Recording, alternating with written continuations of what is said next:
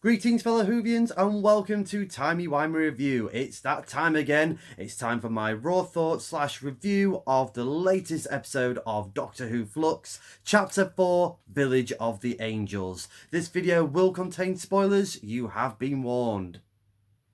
I'd say for the most part that this episode didn't disappoint. I was quite impressed with tonight's offering. So let's just break it down a little bit more. So we have the Doctor, Yaz and Dan. They manage to find a way to escape the Weeping Angels in the TARDIS, and they land in a quite a small village back in 1967. Yaz and Dan, they go off in their own little story arc where they're trying to find a missing girl called Peggy from the village, whilst the Doctor makes some investigations of her own by stumbling across the psychic experiments being made in a house with Professor Jericho and Claire Brown, who we saw from Chapter 1 of Doctor Who Flux.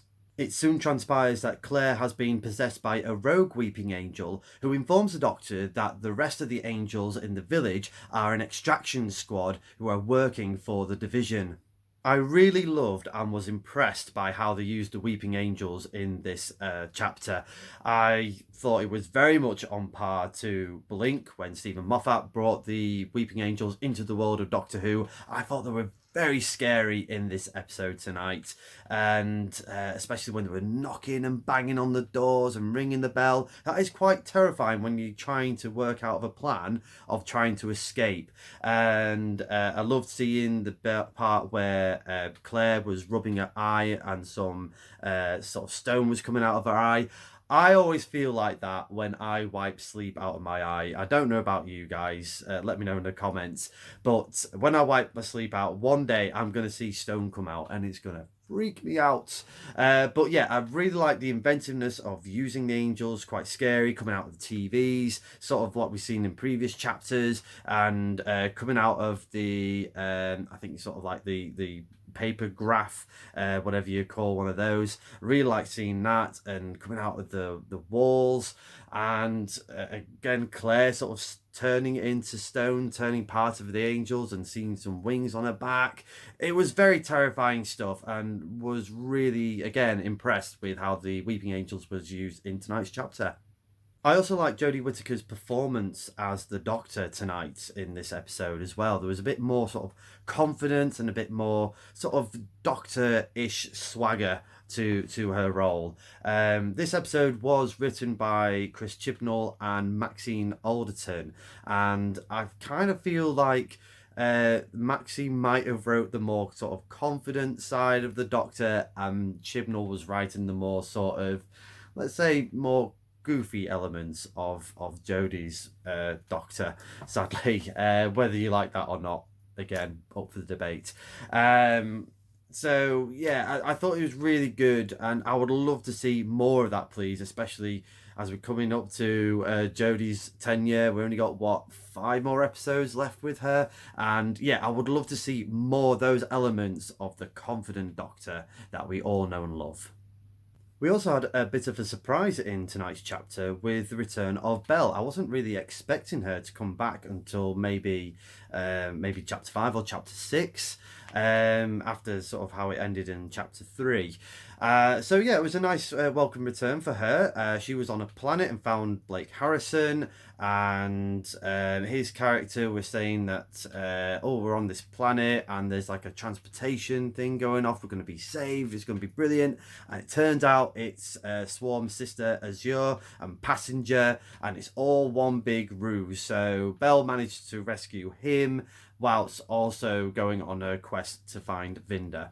I was a bit more invested in the Belle and Vinda story in this chapter, so I was glad actually that this was added into this chapter.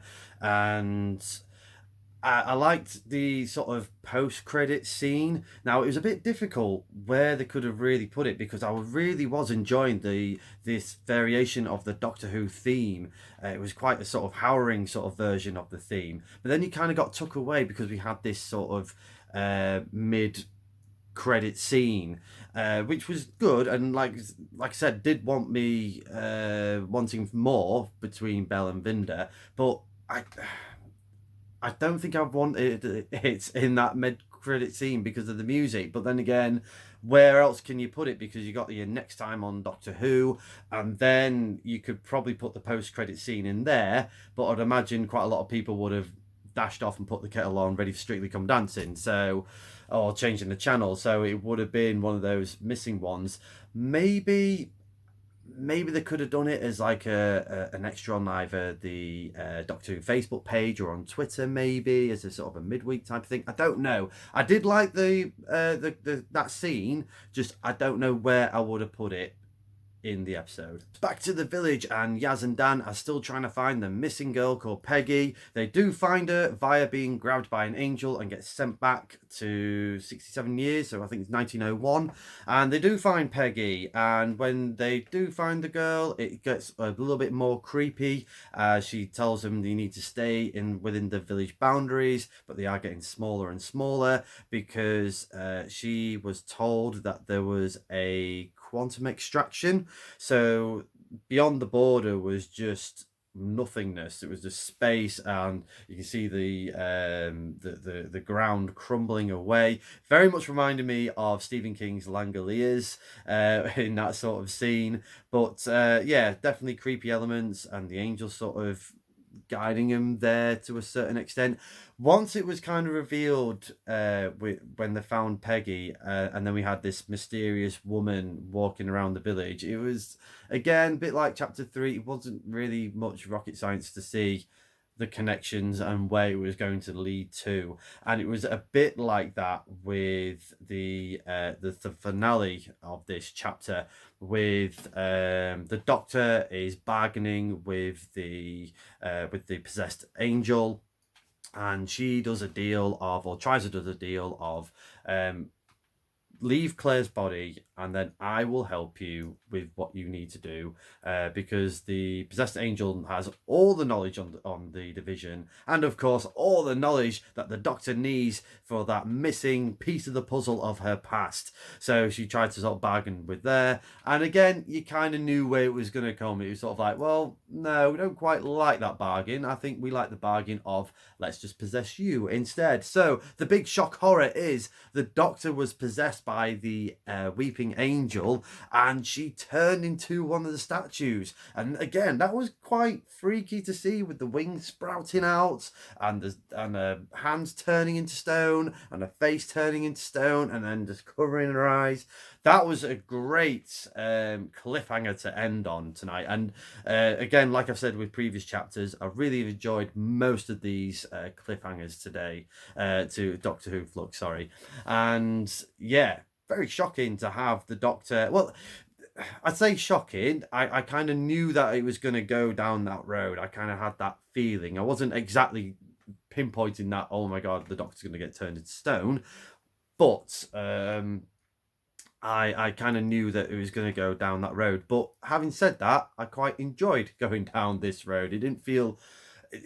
Yes, you can say it's predictable, but it was a good predictable. I'm going to give Chapter 4 of Doctor Who Flux, Village of the Angels, a TARDIS rating of 7 out of 10. I did enjoy tonight's chapter, really. Again, like I said, I enjoyed the way that they used the Weeping Angels. I thought they were terrifying, they were scary.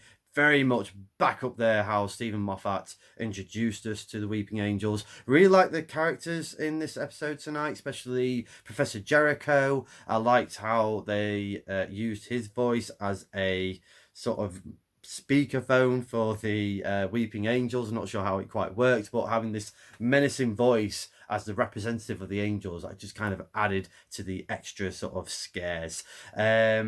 Was more invested with the Belle and Vinda story arc this evening as well. Again, would have really liked that scene just placed somewhere else. I don't know where, to be fair, because I really enjoyed that harrowing theme version of Doctor Who, especially with the big cliffhanger that we was left on, and just to have that music and just silence would have been ideal, which I know is a bit more difficult when you have coming up Strictly Come Dancing or whatever you see on BBC America. And yeah, and it kind of just kind of took you away with it with that mid-credit scene. But apart from that, really enjoyed it. Liked the reference of the Doctor kind of mind melding with Claire, with the reference of contact. Really liked that as well. Overall, big thumbs up. Let me know in the comments below your thoughts to Village of the Angels, and were you terrified of the Weeping Angels in tonight's chapter?